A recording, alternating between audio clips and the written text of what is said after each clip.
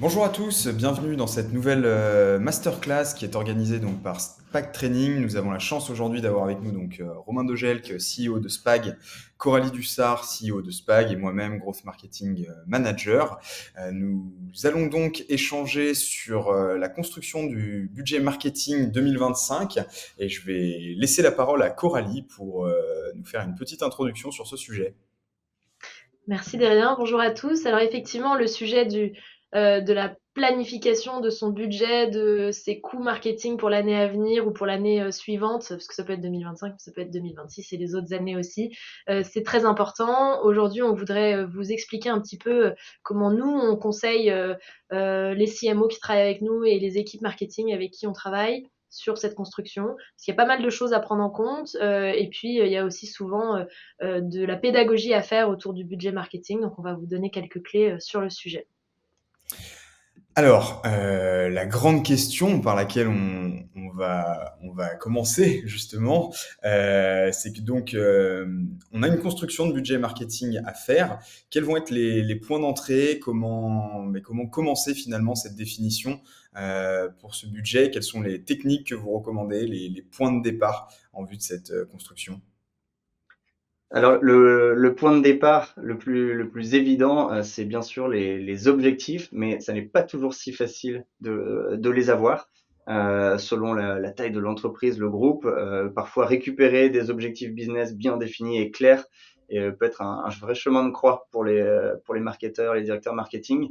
Donc l'enjeu est bien sûr de pouvoir prendre les choses suffisamment en amont pour échanger avec le codir, avec le CEO, pour avoir des objectifs de croissance une compréhension du sujet et des perspectives le plus tôt possible, et repartir vraiment de ces objectifs business pour ensuite découler un budget qui va permettre d'y répondre. C'est vraiment ça le sens. Très souvent, il y a des situations où c'est inversé. Les équipes marketing se retrouvent avec cette question, combien vous pensez pouvoir atteindre l'année prochaine, que ce soit en termes de chiffre d'affaires, de lead ou de profitabilité. Et c'est un petit peu le monde inversé. Donc l'idéal est déjà d'abord de co-construire avec les équipes, avec le codir, les objectifs business, qui sont déjà un super point de départ une fois qu'ils sont clarifiés et permettent de découler quelque chose qui a du sens et qui va vraiment avoir un impact ensuite. Oui, je confirme ce que dit Romain, c'est très très important de lier le marketing à des objectifs business. On revient aux fondamentaux, mais l'utilité du marketing, c'est de générer un besoin, de l'intérêt, des leads, du business, d'acquérir des nouveaux clients pour faire croître le chiffre d'affaires ou la rentabilité ou ouvrir de nouveaux marchés. Enfin, il faut comprendre quels sont ces objectifs à court, moyen et long terme et calquer sur ces objectifs business déjà le budget et donc les KPI. Qu'est-ce qu'on va suivre? Comment on y contribue? Et en fait, ça doit rentrer vraiment dans une stratégie où on doit expliquer aussi le ROI qu'on attend des actions marketing dans la construction de cet objectif. On n'est pas toujours les seuls avec le marketing pour faire les objectifs business, mais en fait, ça doit y contribuer. On doit expliquer comment, de quelle manière et surtout avec quel volume, quel impact. Ce qui est intéressant, c'est plus c'est fait aussi de manière collaborative et comme une discussion et une collaboration avec le reste des équipes, avec la direction, avec les CFO. Moi, on est dans une opposition nette et parfois de réclamer un budget marketing pour son année, combien je peux avoir et des discussions en fait qui n'en finissent pas. Plus c'est co-construit à partir de quelque chose de concret de business, plus derrière le marketing, le budget marketing est justifié en amont et c'est voilà comment on va aller atteindre les objectifs communs. Ok. Et pardon, j'allais juste dire que quand on n'a pas d'objectifs business qui sont clairs ou qu'on pense que ce qu'on nous demande n'est pas, on n'est pas capable de l'atteindre, ou en tout cas, voilà, il y a aussi le sujet de se donner les moyens de ses ambitions. Et ben dans ce cas, c'est aussi intéressant de faire des scénarios, plusieurs scénarios, donc un scénario notamment plutôt conservateur. Il est important d'en avoir un pour se dire, voilà, si le marché va mal, les choses qui sont hors de notre portée ne nous permettent pas de faire cette croissance, voilà ce que ça peut donner. Un scénario ambitieux et puis un scénario si vraiment on dépasse tous les objectifs et ça donne aussi des fourchettes de budget, ça donne un budget minimum, un budget max si tout va bien et ça permet d'ajuster au cours de l'année et puis ça te permet aussi de donner de la vision de vers quel scénario on va. On est plutôt sur un scénario plutôt conservateur ou on est en train de faire le scénario ambitieux. Voilà, c'est important d'avoir, je pense, cet ordre de grandeur, cette fourchette. Ok, très clair. Donc, on a vraiment deux modes de fonctionnement, soit j'ai envie de dire top-down, soit bottom-up, en fonction des informations qu'on a. Mais il peut y avoir encore des cas qui malheureusement peuvent être différents. Mettons que je vienne de rejoindre une entreprise, j'ai pas forcément de connaissances, voilà, des différents chiffres ou autres. Comment je peux m'assurer finalement d'être juste et pertinent? Quel peut être mon point de départ finalement pour venir construire cette roadmap qui est souvent un des premiers exercices qui va être demandé. Le premier sujet là-dessus, et c'est le cas partout, enfin pour tout le marketing, on oublie, hein, c'est de partir de l'existant. Souvent, il y a déjà des choses qui ont été faites, et c'est de l'analyse. Il faut regarder par la donnée, justifier par la donnée. On peut pas dire, voilà, dans mon plan marketing l'année prochaine, j'ai envie de faire un event. Pourquoi on veut faire un event? Ou alors, qu'est-ce qu'on attend de cet event, ou de cet événement? Et en fait, il faut partir de l'existant. Donc, quelles sont les performances qu'on a eues sur l'année, avec quel budget, qu'est-ce que ça a donné comme investissement, comme ROI, quels sont les canaux qui ont les mieux fonctionné, et surtout ça tout au long du funnel. Qu'est-ce qui a marché pour faire de l'awareness, qu'est-ce qui a fonctionné pour faire de la conversion, pour faire de la rétention. On sait que l'attribution, c'est pas toujours très simple, donc c'est aussi important d'avoir cette vision de funnel dans l'ensemble, parce qu'on peut pas construire un budget marketing séparément en se disant on va mettre tel budget sur tel canal, tel budget sur tel canal, sur ce canal sans se dire qu'ils vont se parler ou qu'il va y avoir des synergies et que ça va justement améliorer les performances globales. Donc, il faut déjà analyser le funnel dans son intégralité, connaître ses forces et ses faiblesses. Hein. C'est pas, nous, on fait souvent des audits full funnel avant de démarrer et souvent dans les périodes de construction de budget pour comprendre en fait là où on a des forces, là où on a des faiblesses. Où est-ce qu'on doit continuer à capitaliser? Où est-ce qu'il faut qu'on continue à creuser? Est-ce qu'il n'y a pas de la place pour tester des nouvelles choses? Qu'est-ce qu'il faut qu'on arrête ou alors qu'on diminue? Et ça donne une vision de son funnel avec ses canaux, des coûts. Et puis ensuite, en fait, il y a deux enjeux. Il y a le sujet du média, des leviers, voilà, de l'investissement et des ressources. Parce qu'en fait, souvent, on pense construire un budget marketing, on imagine que le budget média qu'on peut dépenser sur les plus classiques, hein, LinkedIn Ads, Meta, Google, etc., selon si vous êtes B2B ou B2C. Mais il y a aussi comprendre que, par exemple, si on fait des stratégies de contenu, eh ben, il faut souvent créer du contenu. Donc, c'est des personnes qui le font. Le SEO, il n'y a pas besoin de médias, mais pareil, ça prend du temps et de l'expertise. Donc, soit en interne, soit en externe. Donc, un budget marketing, c'est pas uniquement de la dépense de campagne. Ça, il y a aussi toute une grosse partie ressources internes et externes. Voilà, et si on n'a pas de référentiel pour vérifier ce qui a été fait l'année dernière, on peut faire appel à des agences ou adopter une méthode growth pour tester des choses, et puis regarder un peu un benchmark des données du marché dans le secteur, ce que font les autres, voilà. Ouais, tout à fait. C'est l'enjeu aussi d'échanger avec des pairs. Souvent un bon conseil, que ce soit directement sur le secteur ou des secteurs relativement proches, pour construire déjà une roadmap d'action qui va permettre de tester et d'avancer et d'être assez pragmatique sur l'approche, sans prendre trop de risques quand on n'a aucun référentiel de départ sur son marché. Ok, très clair. Donc voilà, on a vraiment cette idée de point de départ. Mais bon, c'est évidemment quelque chose, comme vous le disiez précédemment, qu'on co-construit. Donc pas mal d'acteurs rentrent en compte. Quel est le meilleur moment finalement pour démarrer cette construction? On va dire la pêche aux informations, évidemment, qui va rentrer en compte aussi. Je dirais dès janvier pour l'année prochaine. Il y a un vrai sujet d'anticipation, parce que ça, comme tu le dis derrière, ça prend du temps et ça implique du monde. Et plus on arrive à le faire en amont, plus on arrive à le relier à des objectifs business qui soient clairs et où tout le monde est embarqué. Donc ça simplifie le sujet. Alors, ce n'est pas toujours possible si justement les objectifs business tombent un peu plus tard. Il y a un enjeu dans ces cas de transformation et d'arriver à les avoir plus tôt au fur et à mesure. Mais voilà, donc c'est vrai que attaquer les objectifs en décembre peut être un petit peu trop tard. En général, dès septembre, c'est le bon moment. Et si jamais il y a besoin d'acteurs externes pour accélérer, c'est le bon moment aussi. Contacter des agences, contacter des experts qui peuvent aider à construire et avoir déjà des visions plus chiffrées. C'est assez essentiel de le prendre en amont. Ouais, vous avez souvent votre calendrier interne qui est dicté par les phases de budget, par vos équipes finances qui vous demandent des budgets finalisés pour une certaine date et vous commencez à les co-construire généralement un mois et demi avant. On sait que c'est une période qui peut être stressante, c'est pas toujours la zone de confort de tout le monde non plus. Moi personnellement, j'adore préparer les budgets en l'été quand c'est un petit peu plus calme, qu'on a déjà une première partie de l'année qui est faite, on sait un peu où on veut aller, même si on n'a pas les objectifs globaux, on peut construire nos fichiers, on peut commencer à y réfléchir, on peut regarder ce qui a été fait sur plusieurs années en se disant qu'on se laisse les 2 derniers quarters après pour venir confirmer nos hypothèses, mais j'aime bien y penser l'été, faire un peu au global les grosses masses qui permettent aussi d'anticiper des recrutements, des choses comme ça, affiner les chiffres post-rentrée, parce que la rentrée c'est souvent un moment qui débloque pas mal de sujets et de projets, et avoir mes chiffres finalisés en octobre.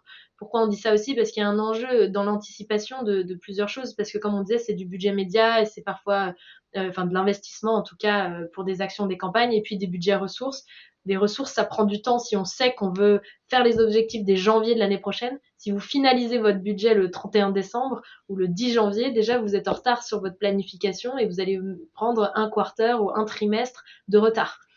Et donc après, c'est toujours la course pour faire tout ça. Donc pareil, si vous voulez recruter un cabinet de conseil, une agence, des gens, ça se fait 3 mois avant. Donc en fait, finalement, d'avoir une vue sur ce que vous voulez faire en octobre, ça vous permet de mettre des annonces en ligne, de commencer à parler avec des partenaires, de commencer à briefer, quitte à affiner le brief, affiner les objectifs dans une deuxième partie en décembre ou en janvier, par exemple. Mais au moins, vous avez déjà fait les rencontres, vous avez déjà contractualisé des scopes, vu des profils qui vous intéressent, il y a des préavis, tout ça. Donc c'est important d'avoir ces discussions-là à ce moment-là.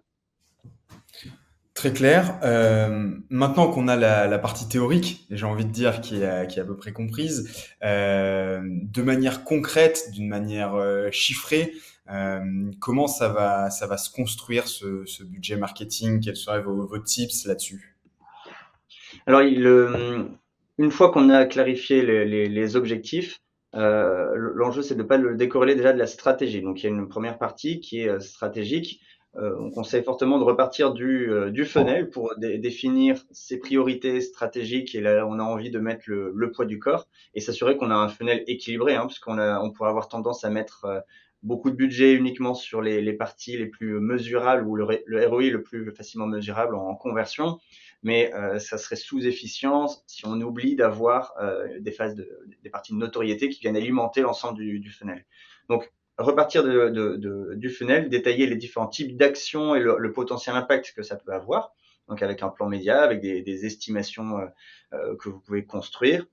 Et une fois qu'on a tout ça, intégrer la partie de planification des ressources. Qu'est-ce qui peut être fait en interne? Qu'est-ce qui est fait en externe? Est-ce qu'il y a besoin de formation pour monter en compétence sur certaines parties qui vont être clés?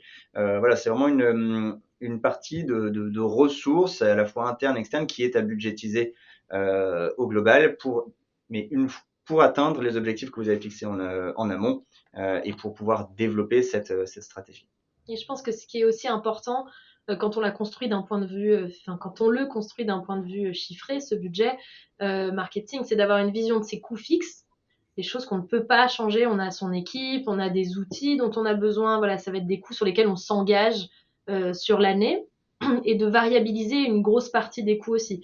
C'est-à-dire que un budget média, il peut se variabiliser. C'est-à-dire qu'on vous donne une enveloppe, vous n'êtes pas obligé de la dépenser. Soit vous avez des meilleures performances que espérées, dans ce cas, vous n'êtes pas obligé de tout dépenser, ou alors vous accélérez bien, ça fonctionne très bien, et là, bah justement, vous pouvez réalimenter un petit peu, et même si c'est hors budget, ça sera accepté.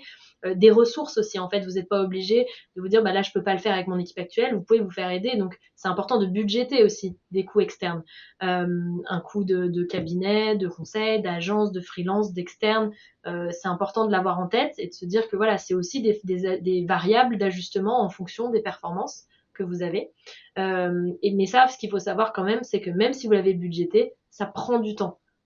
Bien choisir son partenaire de croissance, c'est quelque chose qui prend au moins le temps que vous preniez contact, que la personne vous réponde, que vous fixiez le premier call, etc. Il y a une semaine. Ensuite, il va y avoir le temps que la personne réfléchisse à votre scope, vous fasse une proposition, ça prend bien 10 jours. Et puis le temps ensuite que vous décidiez, et que vous en parliez en interne, qu'on se reparle, tout ça, ça prend bien 15 jours. Donc déjà, choisir, à partir du moment où vous avez pris un premier contact, ça prend 1 mois et demi. Et si avant vous avez fait un benchmark, que vous avez essayé de choisir les bons partenaires, demander des recos, des intros, parce que c'est aussi comme ça que ça marche, ça vous prendra bien 1 semaine, 2 semaines. Donc en fait, on est déjà à 2 mois pour choisir le prestataire et avoir un premier devis super précis.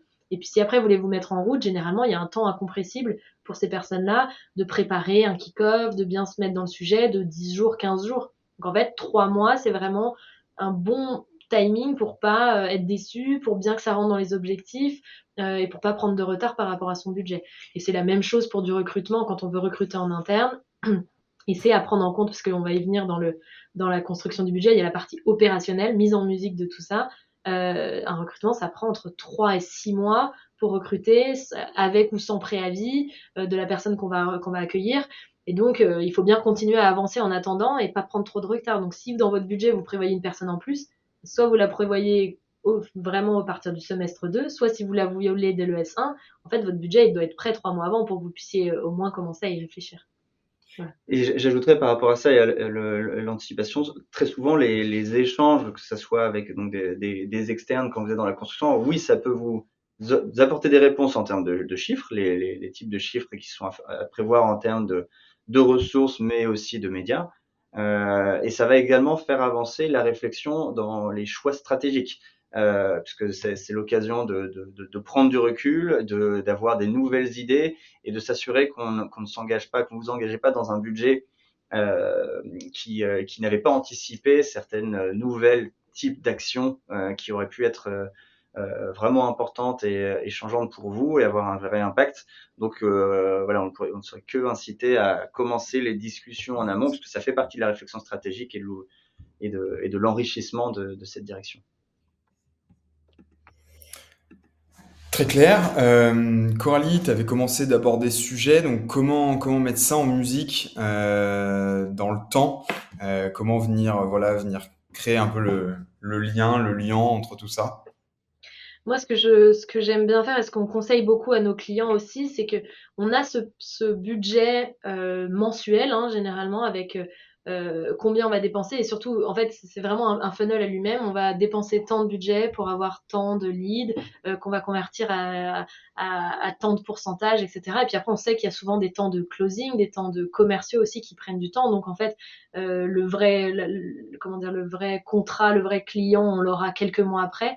Et donc, en fait, j'aime bien mettre ça dans vraiment un rétro-planning pour se rendre compte, en fait, de la chaîne des événements qui va se passer. Et c'est pas parce qu'on dépense 10 000 euros le 1er janvier qu'on aura notre ROI de 40 000 euros de chiffre d'affaires généré 2 semaines après. Et donc, en fait, ça permet aussi, d'un point de vue média, de se rendre compte quand est-ce qu'on aura les premiers résultats aussi pour expliquer aux gens que c'est pas immédiat et que voilà quand est-ce que tout ça va arriver. Et pareil pour les recrutements. C'est-à-dire que si on veut une personne à cette date-là, déjà il faut prévoir tout l'amont comme je le disais tout à l'heure, hein, 3 mois de préavis si cette personne elle est en poste, plus 3 mois de chasse d'interview sur les différents candidats, donc 6 mois. Et puis une fois que la personne est là, elle est pas opérationnelle tout de suite. Donc il faut l'onboarder, ça prend bien 10-15 jours, qu'elle prenne en main son poste, 1 mois. Donc vous aurez des premiers résultats au bout de 1 mois et demi si la personne est très rapide. Et puis parfois une prise de poste complexe, ça peut prendre 2-3 mois. Même si on est en start-up et scale-up et qu'on prend des stars, il y a un temps incompressible à la prise en main d'un poste. Et voilà. Et donc en fait, ça, si on le pose dans un rétro-planning, on se rend plus compte aussi. C'est plus facile d'expliquer pourquoi et quand on doit débloquer un budget et à partir de quand on va en voir les résultats. Donc en fait, sur ces plannings opérationnels, on met un peu les plannings de résultats qu'on attend et puis aussi ce qu'on a besoin en face en termes de ressources pour prévoir. Et deuxième chose, l'autre chose que je voudrais ajouter là-dessus, c'est que quand on commence à prendre du retard, mais je pense que c'est un peu plus là. Le reste, c'est comment on suit ça dans le temps. Ça, je pense que c'est une vraie autre question d'un forecast et d'un budget. C'est qu'il ne faut pas qu'il soit figé. Mais je pense que je peux passer peut-être la main à Romain sur ce sujet-là. C'est comment on suit et comment on ajuste dans le temps un budget marketing pour que ça serve en fait concrètement aux équipes et puis qu'on puisse redresser la barre et puis noter le navire correctement. Non, et pas subir. Oui, bien sûr, parce que ce qui est très souvent fait, si je reprends le lien plutôt avec les actions de marketing payants, quand on est dans une logique média, souvent on pilote assez bien le budget média, c'est-à-dire que c'est quelque chose qui est normé avec presque de la dépense journalière. On a des checkpoints réguliers pour se rendre compte où est-ce qu'on en est par rapport au budget, et on a des résultats en face. Donc cette logique de suivre, de reporting et de voir parfois avec un dashboard aussi pour avoir les performances et les dépenses en temps réel. C'est en fait la même logique à adopter, mais pour la partie ressources et dépenses. se rendre compte où est-ce qu'on en est et faire des checkpoints réguliers de son budget pour éviter d'avoir soit une enveloppe trop importante en fin d'année et se dire tiens, j'aurais peut-être pu faire les choses autrement et me donner les moyens d'arriver plus en amont, ou à l'inverse de se retrouver en bout de course et ne pas avoir suffisamment de budget pour finir l'année à un moment qui aurait été clé et vous permettre de prendre certaines décisions. Donc la question du pilotage, elle est importante. Donc on peut que recommander des moments de gouvernance de la même manière qu'un suivi de campagne. Toutes les 2 semaines, se faire un petit point d'étape, se rendre compte où est-ce qu'on en est, et un bilan un petit peu plus important et une prise de recul, même si c'est une question d'1 heure pour rediscuter, se réaligner, voir si la stratégie est bonne et est-ce qu'on est bien dans les clous par rapport au timing. C'est pour nous une très bonne pratique et qui permet en plus d'avoir les apprentissages au fur et à mesure, et vraiment, ça simplifiera en plus la planification future au moment de faire le budget de l'année suivante. Et en termes d'outils, peu importe sur quoi vous faites votre budget, bon, généralement c'est Excel hein, quand même. Vous pouvez très bien avoir votre onglet forecast budget que vous figez, il ne doit plus bouger. Et puis vous avez avec vos différents scénarios, le scénario conservateur, le scénario donc le 1, l'ambitieux, le 2. Et puis ensuite vous avez votre réel. Un onglet voilà, avec votre réel, qu'est-ce qui se passe réellement, et des tableaux de comparaison. Où est-ce que je suis par rapport à mon budget figé, où est-ce que je suis par rapport à mon scénario conservateur, ambitieux, pour se rendre compte. Parce que ce qui est important dans tout ça, c'est d'anticiper et de piloter. Si vous vous rendez compte que vous êtes plutôt en train de prendre la tangente côté budget conservateur, c'est comment vous derrière vous compensez. Donc là, si on a généré par exemple 10 leads alors qu'on devait en générer 40, qu'est-ce qu'on fait des 30 leads qui manquent? Bah, il va falloir les mettre sur les mois suivants et puis essayer de rattraper ce retard de manière concrète. Donc à un moment, tout ça, il faut rattraper si on est en retard. Et donc ça, il faut bien qu'on le suive pour se rendre compte en fait de l'effort à fournir, soit en termes de campagne, soit en termes de vélocité, soit en termes de ressources. Est-ce qu'il faut du coup se faire plus aider, plus recruter voilà, ou en tout cas, on peut pas juste se rendre compte qu'en fait son budget on ne suit pas et c'est la dégringolade sans essayer de rattraper le coup. Après, ça c'est quand il y a un pilotage serré à faire, quand justement on suit bien les objectifs. La question c'est souvent, bah, dans ce cas, comment on fait mieux avec le budget imparti, où est-ce qu'on a besoin, où est-ce que le ROI est là, et dans ce cas on peut juste accélérer. Et là on rentre dans des discussions où est-ce que la team, l'équipe est bien organisée est-ce qu'on est prêt à scaler en termes d'organisation. Mais voilà, en fait, l'exercice du budget en marketing, je sais que souvent, il fait peur, il n'est pas très agréable, il a un peu fait, et puis les autres équipes se disent que voilà, on peut pas tout mesurer en marketing, il n'y a pas beaucoup de ROI, c'est compliqué. Or, c'est vraiment super clé. Et le growth marketing, particulièrement, comme il est très lié au sales, on a vraiment besoin d'avoir une vision chiffrée pour bien suivre. Ça fait vraiment super partie de la performance pour la suite. Ok, merci beaucoup. Donc si on devait résumer, j'ai envie de dire en quelques gros points clés, ça nous donnerait quoi donc ce budget marketing allez, on se résume les 5 étapes clés. Alors, Le premier, je dirais objectif business. Et ouais. donc ça, vraiment le plus le faire en collaboration, qui est peut-être le deuxième mot-clé, avec d'être plus proche de la réalité du business.